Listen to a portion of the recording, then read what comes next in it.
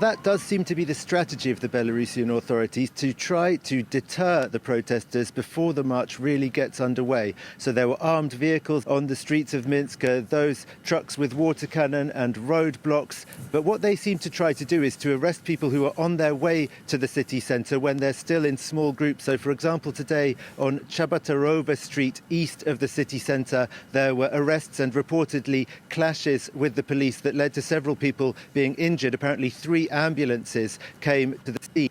But once that critical mass of protesters manages to make it to the city centre, then the police don't seem to be intervening to try to disperse them once there's a sufficiently large number. And people are reporting that there are at least as many protesters as there were last week. Numerous reports coming from those on the ground are saying that this demonstration is as big as the one last week, if not bigger, and of similar sizes to those also 2 weeks and 3 weeks ago. So these are record-breaking protests in the history of independent Belarus. More than 100,000 people probably, as you said. Let's remember, Minsk is a city of around 2 million people, though, so these protests, although they are enormous, they aren't bringing in such a huge percentage of the city's population. But given the level of intimidation and the level of fear, I think that the organisers of these protests will say that this is once again a success if the aim is to show that the Belarusian people have had enough of Alexander Lukashenko. And I'd also stress,